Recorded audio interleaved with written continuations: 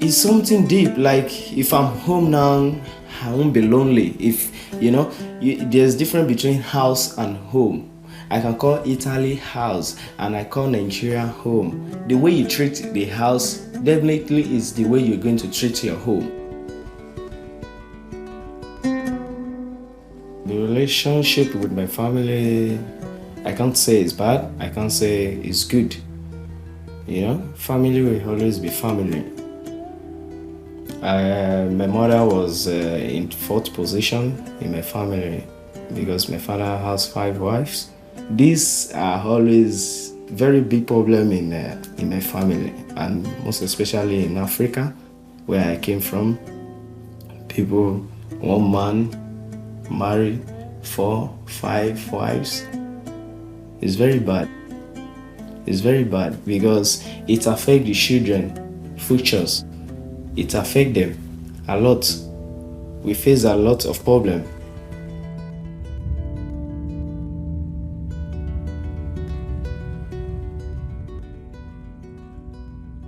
For me, I left my country for my own safety, like for my own future to be better than before.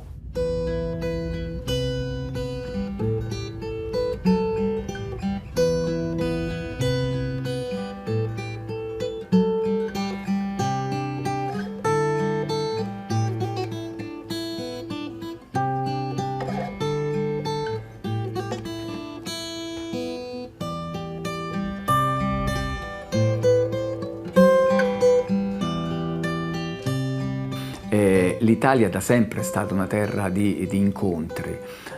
Oggi sembra che noi abbiamo dimenticato tutto questo, ma noi siamo il frutto di secoli di incontri, di culture che sono arrivate qui o di culture che noi abbiamo portato in altri posti. Da sempre, da prima dei Romani, da dopo i Romani, nel Medioevo, fino ai giorni nostri. Proprio il fatto che ci sono delle persone differenti, questo dà la curiosità di conoscere nuove storie, nuove letterature, nuovi racconti, nuove musiche, nuovi strumenti. Pensa quanta ricchezza c'è nello scambio tra le persone.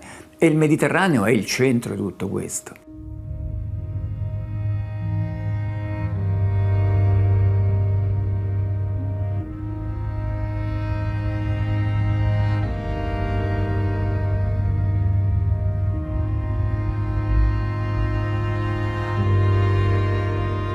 I lost my dad at a very, very tender age.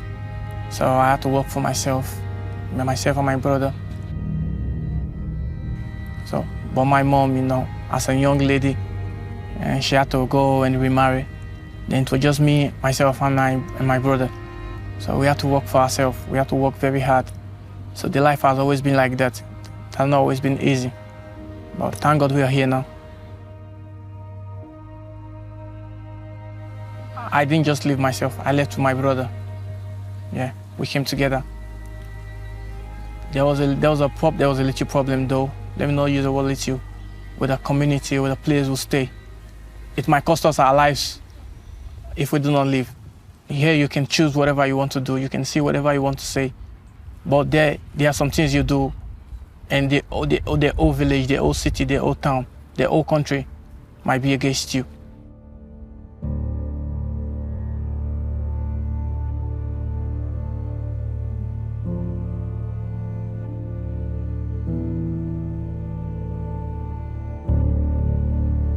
On the way coming here is very tough. It's very, very tough. Just like army going for training. You spend 3 days in desert. No water to drink. How to survive? You buy glucose. You buy sugar. Because when you are exhausted, you need glucose to sustain, to survive. We just got to hide ourselves in some places and get connection with people that want to cross here to Italy.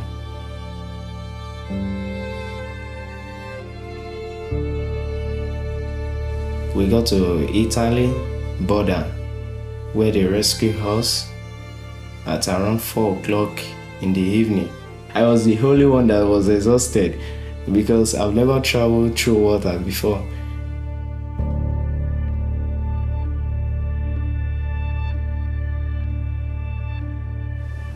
My mother, she said fish, and she said Olumide, let's go to to the seaside to buy fish. I said, no, I don't like water, you know.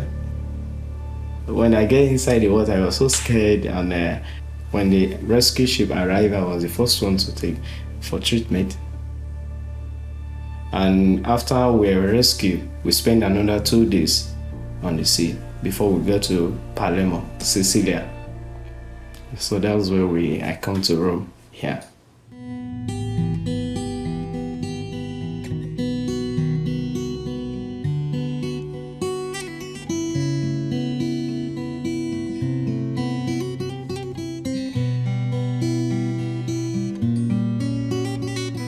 Quando io sono arrivato a Roma era così. Io sono arrivato a Roma all'inizio degli anni '80 per l'università e non c'era un migrante, non c'era uno straniero, c'erano solo romani e la romanità. E poi l'ho vista lentamente trasformarsi, diventare una città cosmopolita, internazionale, multietnica, così come era già Parigi, così come era già Londra o ancora di più New York. E ancora Roma fatica a capire il suo cambiamento e quanto questo possa essere una risorsa, un'opportunità e non solo un problema.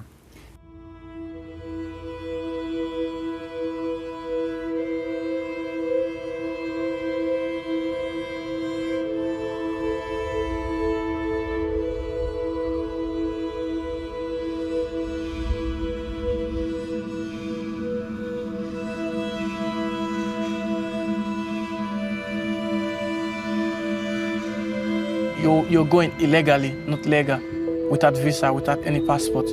So everything you do, you must hide. And it's very risky though. You can be shot, you can be caught, you can spend the rest of your life in prison.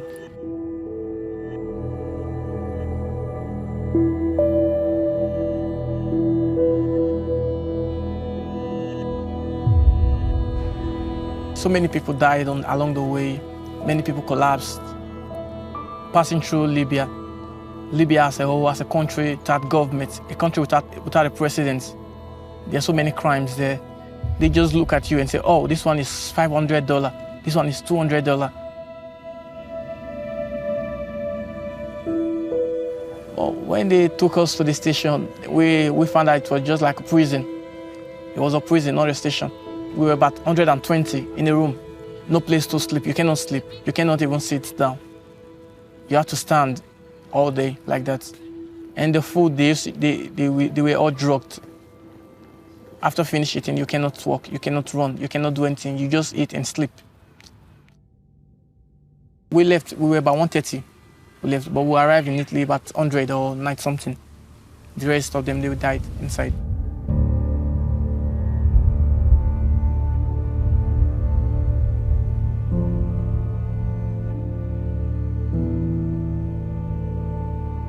Perché come ti dicevo Roma ha questa capacità di accogliere che è molto bella, però poi non è facile inserirsi a Roma perché il lavoro non c'è, non è facile per chi arriva dall'Eritrea o dall'Etiopia o dal Senegal o dalla Nigeria, non è semplice inserirsi. Chiaramente in Italia la situazione economica da 10 anni a questa parte è molto, molto critica.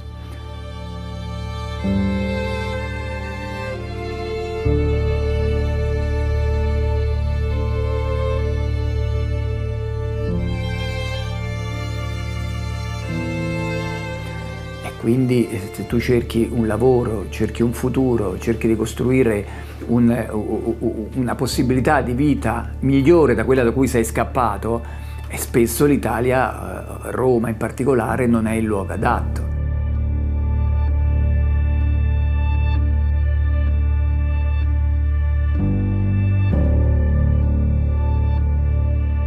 I went to the tribunal here in Italy where I told them my story. So they said it's not possible to give me a document, but what they said other way is like, let's reconsider your situation, we can give you an Italian document.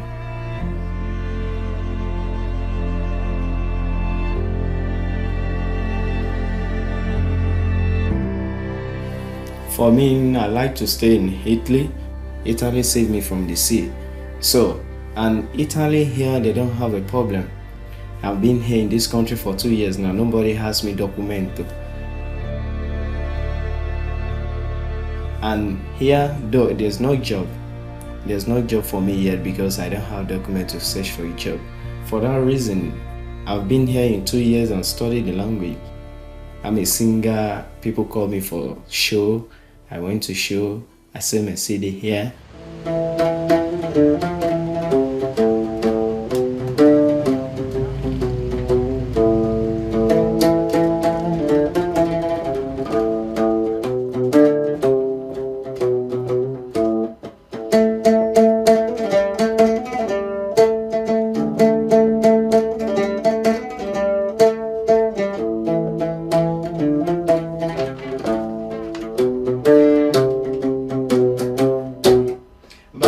Yetu yetu liye mbinguni yetu, amina.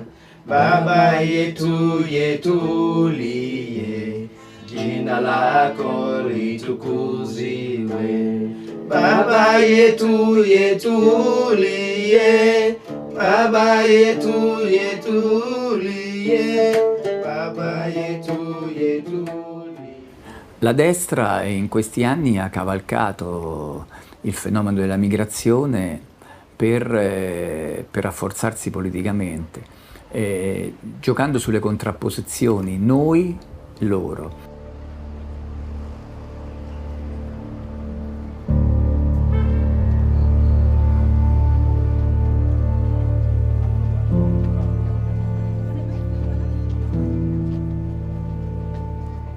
Come? Alimentando la paura delle persone. Arriva l'uomo nero, ci invadono, vogliono imporre le loro tradizioni, vogliono togliere il lavoro agli italiani, fino ad arrivare a forme ancora più estreme, no? Stuprano le nostre donne, tra un po' diranno che mangiano i bambini. Cioè, è chiaro che più si estremizza il problema, più si fa dimenticare tutte le promesse della campagna elettorale, almeno in Italia.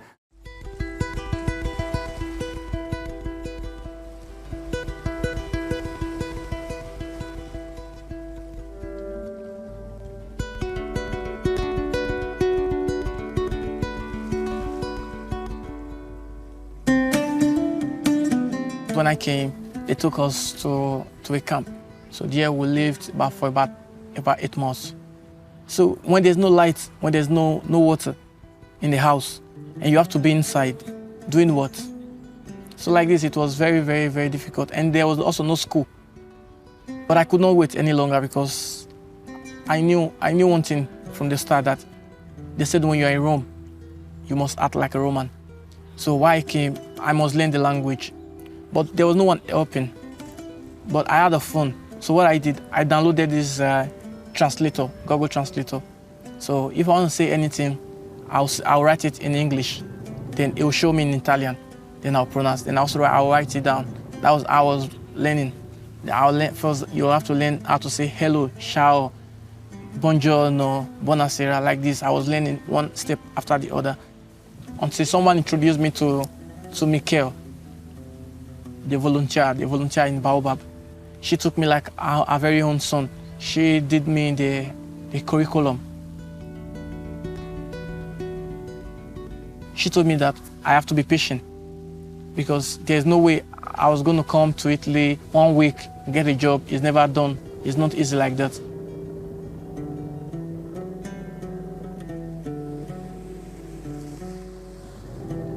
They supported me so much. I was working day and night at home. I was working, making clothes for male, for female. I was making everything. After finishing the clothes, then we went for the sfilata, for the fashion parade. And they came, and everyone came. We invited some people, both some people from my camp, some people from Roma. We did it just behind the Colosseum in Roma. So it was very nice. It went successfully, thank God.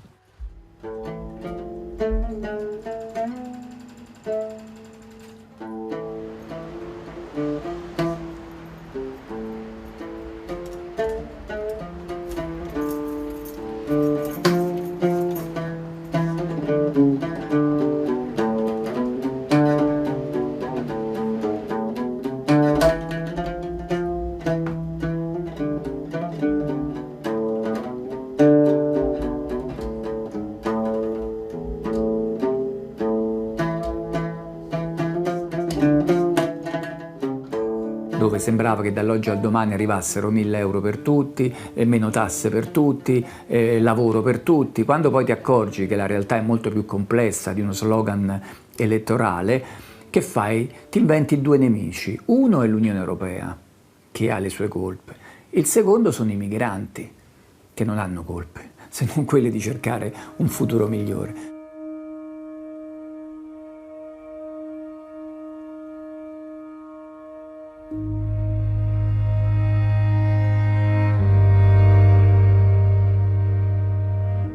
One day in the class where I was singing in my language, and the teacher said, "You are a good singer."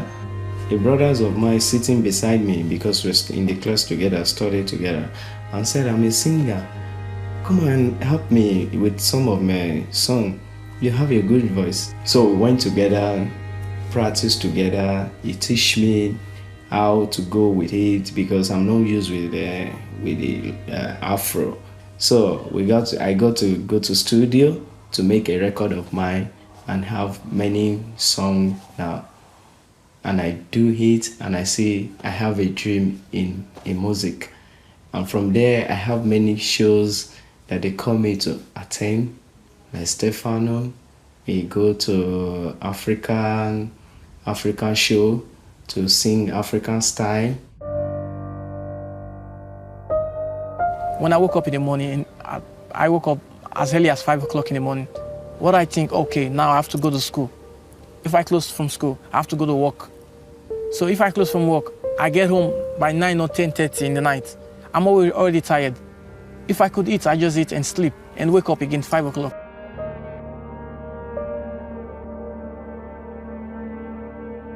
I don't really, since I came to Italy, I haven't done anything. I haven't had any problem. I haven't fought anybody. I know what I dream of. I know my dream. So the only way I can achieve this dream is if I stay loyal, if I stay humble, if I do not make any problem. Because if you make problem with the police, they'll make problem with you. But if you don't make problem with them, they don't have any problem with you. Buongiorno Italia, gli spaghetti al dente, partigiano come presidente.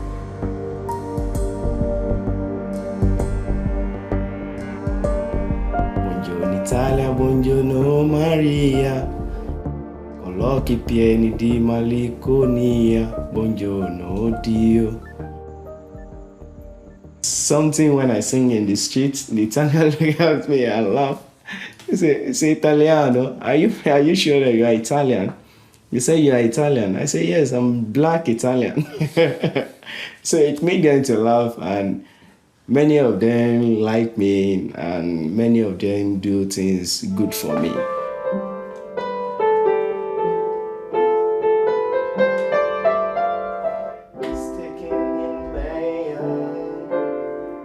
Assolutamente, la musica abbatte le barriere. Purtroppo può far poco per cambiare il mondo, però, perché sarebbe bello che attraverso la musica si potesse far superare le diffidenze e le paure.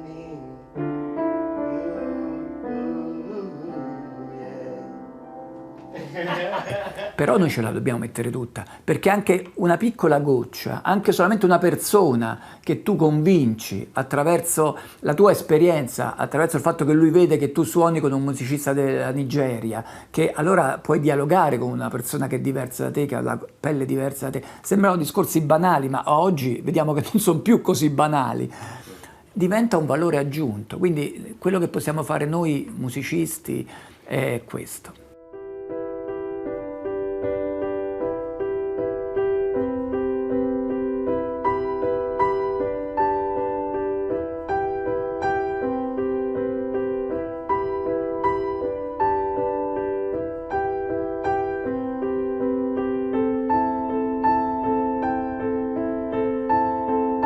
For me, I'm living here, I'm alone, I'm for myself. I'm not for anybody. I live my life, I plan how it's going to be good for me. I'm for myself. Like the Bible said, it said, never decide tomorrow by yourself. Let tomorrow decide by itself. Because the Lord knows tomorrow. Like me, I'm working towards tomorrow to get a bright future, because I don't want my next generation to suffer. I don't want them to feel pain. I don't want them to experience what I have experienced. So I want everything to be okay for them. That's what I want for future, and I know that God will grant it, because God owes everything.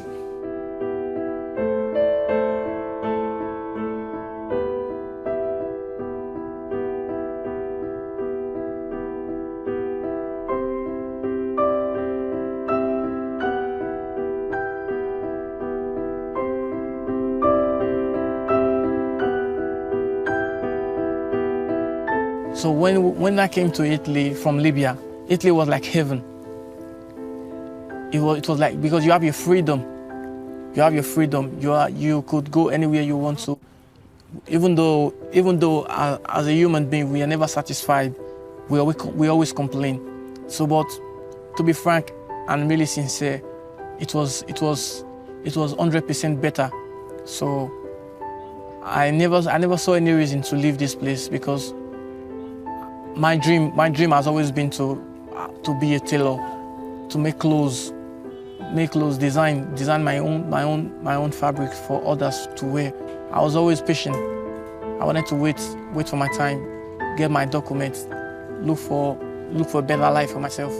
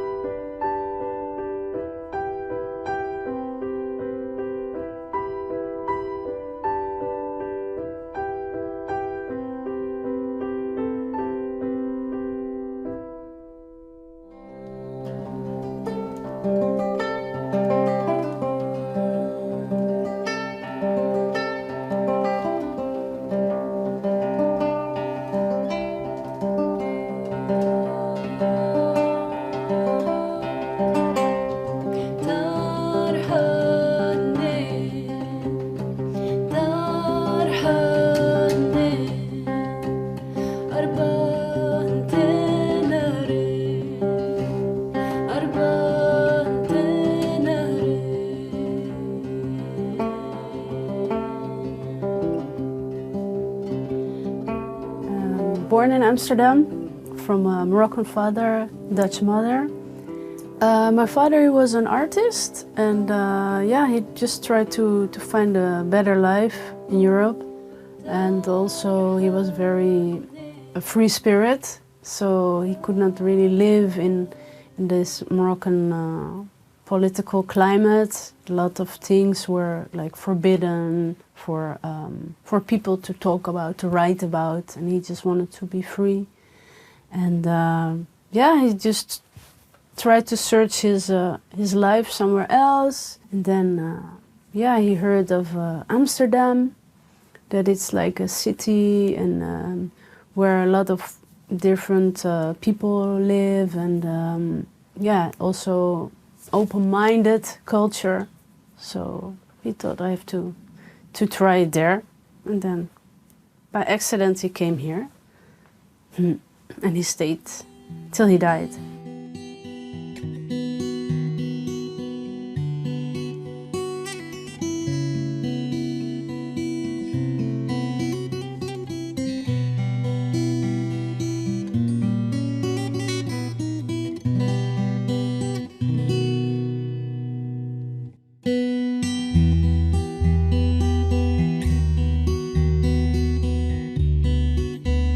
I'm born and raised in Amsterdam, in the east side of Amsterdam. So I grew up playing on the street with children who were already very diverse. Amsterdam East they had a lot of Turkish people, a lot of Moroccan people, a lot of black people. So I grew up within diversity, and I like that very much. I'm very happy and very proud to be a man from Amsterdam. It's the main capital. It gave me arrogance. If I want something, I will go for it and get it. And it gave me the power to fight You know, I was defeated when I was a young boy. I let people break me. And at some point I decided, this is not who I am. And I think living in Amsterdam, you know, gave me the opportunity to go to fashion school. It gave me the opportunity to go to theater school. It gave me the opportunity to work with a lot of creative people.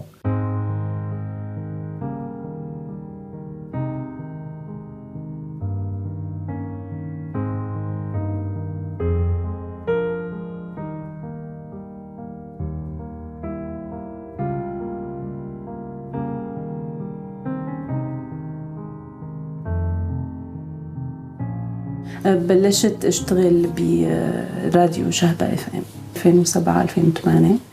المورنينج شو كان حوالي 2.5 ل3 بالإضافة لبرامج أنا بعدها أنا بقدمها، بس كل حياتي كانت عمليا ضمن الاستوديو. بال2011 حسيت إنه هذا الاستوديو مو كافي. أنا حاطة حالي ببيت من زجاج حقيقة، وعم شوف الناس اللي عم تجي لعندي كضيوف. فلما نزلت على الأرض فحسيت إنك تتعامل مع ناس مصدومة عن جد، تعبانة عن جد، ما بيفيدك إنه أنت كنت عم تشتغل ومشهور ومعروف. حتى هدول الجمل الصباحية الافتتاحية اللي كنت استخدمها كنت فكر إنه هي بتعطي أمل للناس أو دفع، حقيقة هي ما كانت عاملة شيء، ما كانت واصلة. يعني في نص مدينة كامل ما كان واصلوا هذا الحكي. فحسيت إنه أنا 2011 طلعتني من هذا البيت الزجاجي.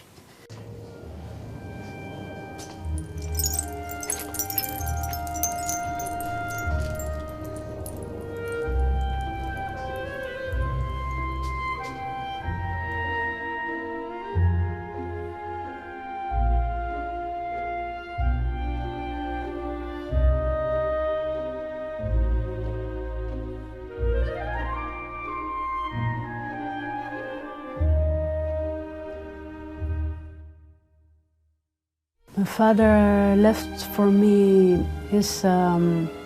his artistic life because I studied law.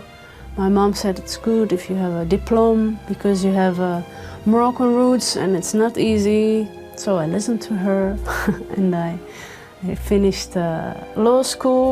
I was like really searching, who am I? Because I think it's not me, this.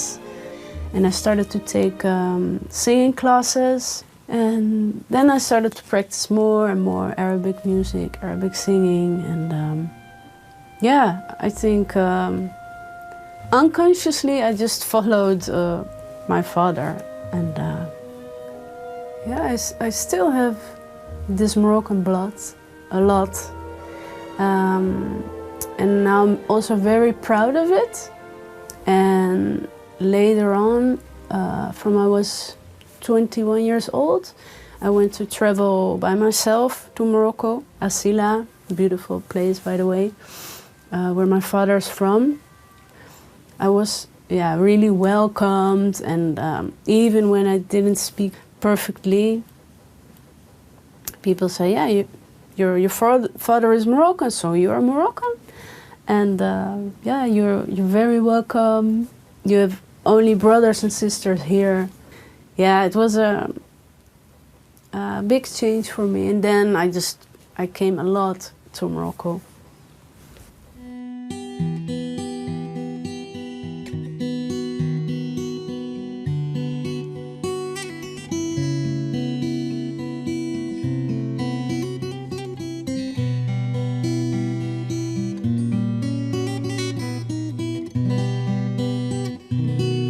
Amsterdam has always been open to newcomers and to diversity and inclusivity. So Amsterdam has changed a little bit, but I think that's normal. You know, a city changes because people change, because new people come to live there. They bring, you know, their stories and their beliefs, but I think we're doing pretty good as Amsterdam. Without the new blood, there's no change. It will stay the same. It's not interesting. And when you live in the city, you're hungry for something new. You're hungry for art, for music, for nice restaurants. And if that's the same every time, why live in the city?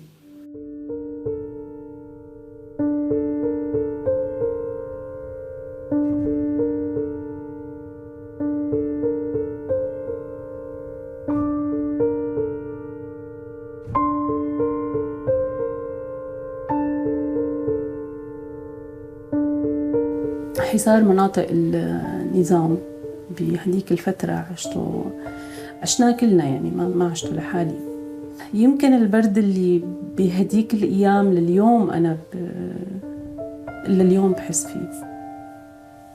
ما بنسى مشهد كيف ماما طلعت على السقيفة ونزلت شو في أحذية وشو في أشياء ممكن تنحرق، بس لتحرقها مو لنتدفى، لأنه هي ما فينا ندفى عليها، بس لنتحمم بعد شهرين ما في مي. وصلنا لمرحلة ما عاد حدا استحى من ريحته إذا كانت مو ظريفة أو شعراته إذا مزيتين، لأنه فعلا كل الناس هيك. المشهد اللي عالق بذاكرتي من هديك المرحلة حقيقة مرحلة الحصار هو وجوه الناس الشاحبة. كان الكل تعبان كتير كتير منهك. فطلعت على الجهة الثانية، قعدت فترة وبعدين طلعت على تركيا. بتركيا بلشت مع راديو جديد، كان أول راديو. لوقت اللي بلش التضييق اشتغلت فيلم أو أكثر من فيلم كفويس أوفر، بس إنه صوتي موجود واسمي. شوي شوي صار في تضييق، صار في اغتيالات بتركيا، صار في رسائل تهديد، صار في أكثر من حادثة، واحدة منها تحت بيتي تم طعن بالسكين على واحد من الشباب اللي بنعرفهم، فصار في خوف. فأخذت قرار إنه أنا رح أطلع، وفعلا رحت أنا ورفقاتي على أزمير وطلعت بالبلد.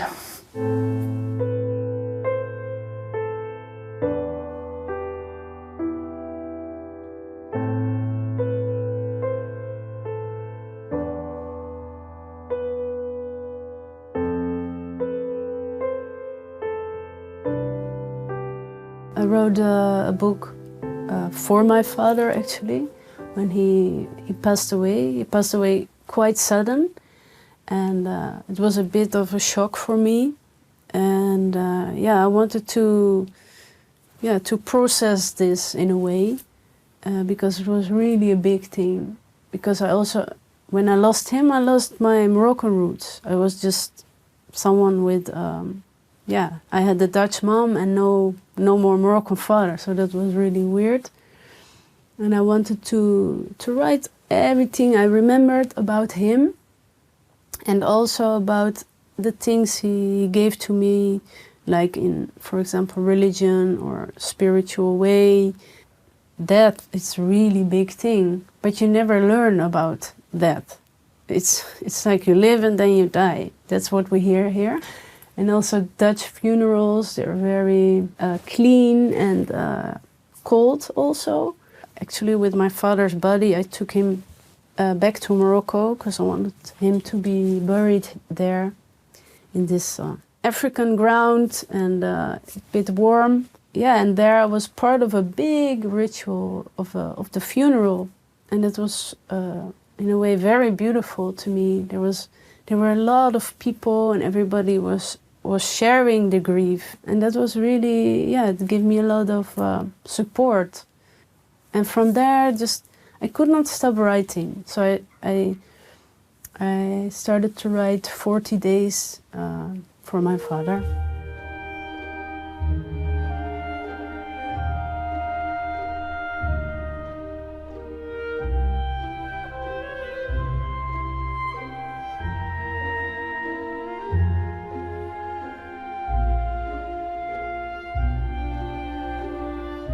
بحلب كنت متمكنة أكثر من مدينة. كان في مكان بحلب أهرب عليه بحلب القديمة وأقعد هنيك وأتخبى لما كنت تعبانة. بأمستردام كتير مكشوفة، كشفتك أنت غريب عنا بشكل ما أو بآخر.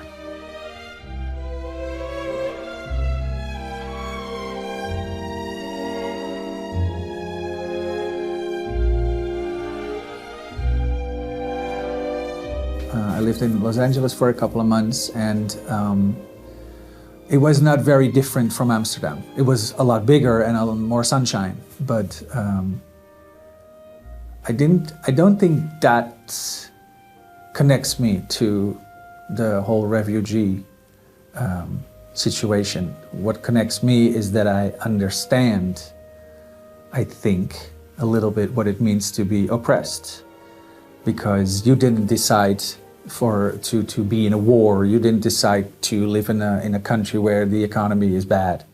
You just want to have a good place for your children, or a good place for yourself, you know, or do what you love to do in the world. You know, so this is what connects me. I don't know what it's like to live in a war, of course not. I've never had to flee my country. I've never lived under a dictatorship or anything. But I know what it's like to be told you're not good enough. You know, you're not the same as us, you know. So in that sense, this is the reason for me personally why I love and like to work with the newcomers, you could say.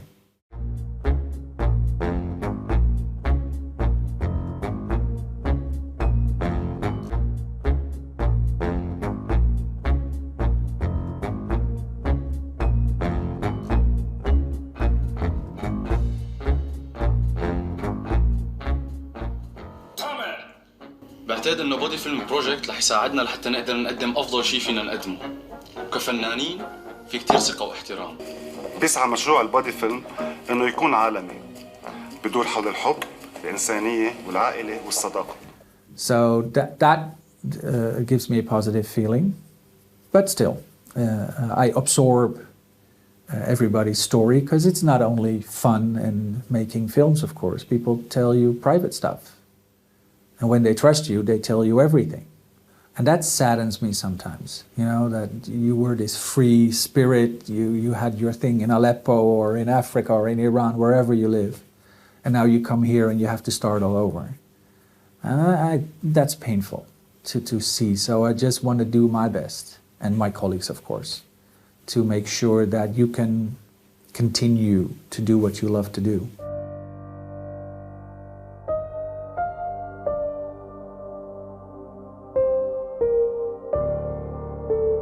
I think it's, first of all, very beautiful that a lot of migrants come here, and I wish there can be more.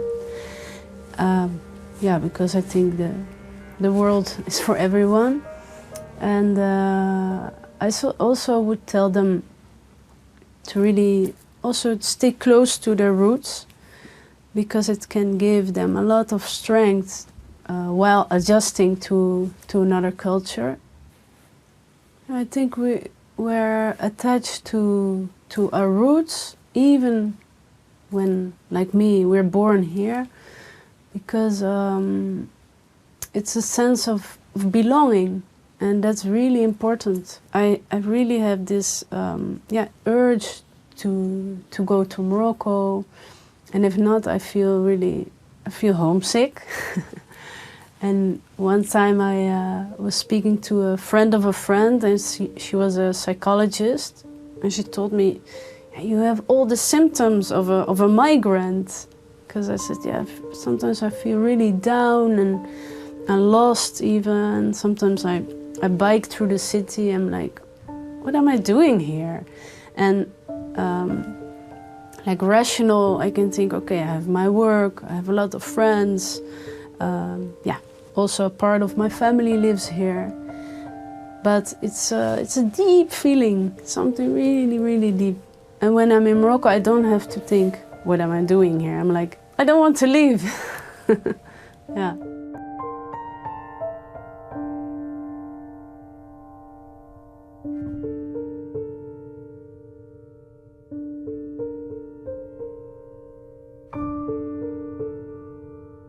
هون اشتغلت على شقين، خليني أقول.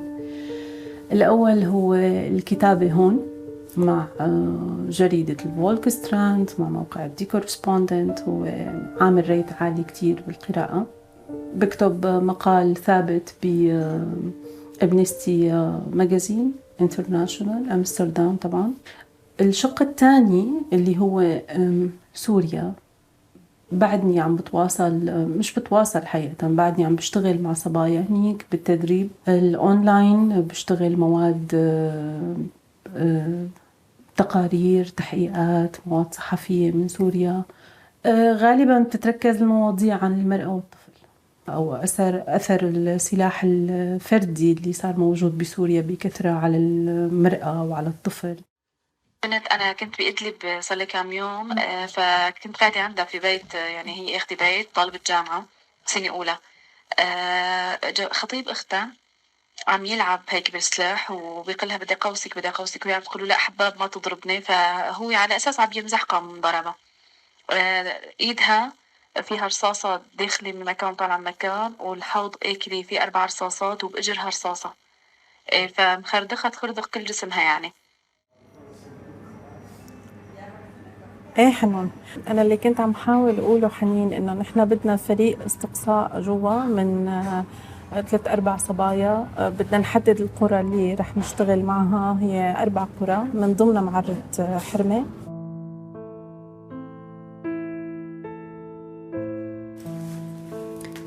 Inside, I can feel how many people pray here every day, as if all the prayers have filled the atmosphere, layer by layer. It's not hard to make contact with my father here. I've watched him so often during his prayers. His sincerity in this moved me. When I was little, I climbed on his back during his prayer, following his movements that he continued undisturbed. The spirituality of my father was not limited to his prayer rug. I saw this reflected in his love and the patience for people and things around him. As a young girl, he took me often on his daily cycling trips. The outdoor air was good for him, said his psychiatrist. Despite his heavy diagnosis, schizophrenia, he never got depressed, and thanks to the regularity of his religion, he could take care of himself. Thank you, I pray, that you were my father.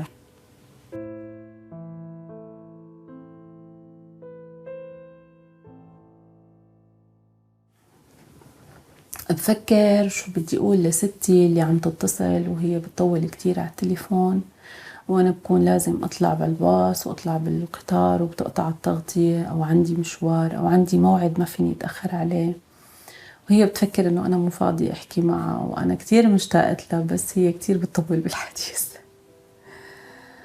بفكر أحيانا، بفكر بأمي، بفكر حقيقة، بفكر بالشغل، بفكر إذا رح يرجعونا ولا لا، شو الخيارات البديلة، بفكر شو صار معي، بكل شي بحكيه بالنهار، غلطت ولا ما غلطت. بفكر بكتير شغلات، يعني مينيموم بدي ساعة ساعتين لنام.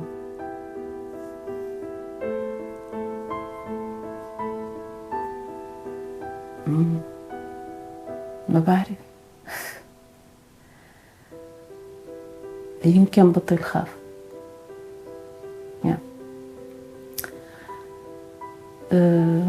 بحلم بطل خاف.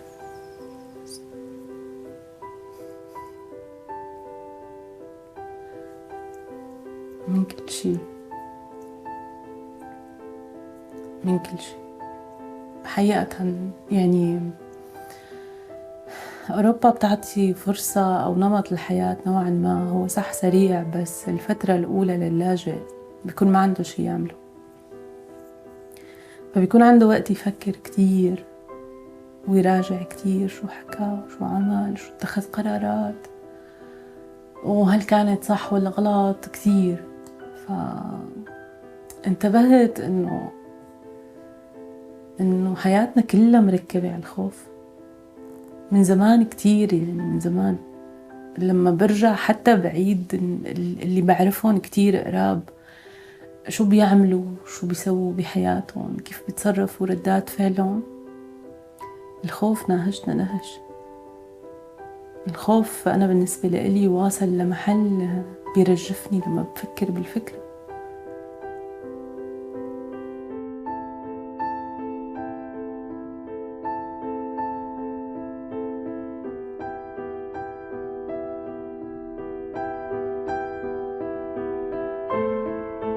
في حال برجع على حلب فأول شي بقوله على الهوا بس أطلع من قلب حلب، هنا حلب، بس يكون مقطع فيروز وراي. لما بغني اسمك بشوف صوتي غلي وإيدي صارت غيمة وجبيني علي.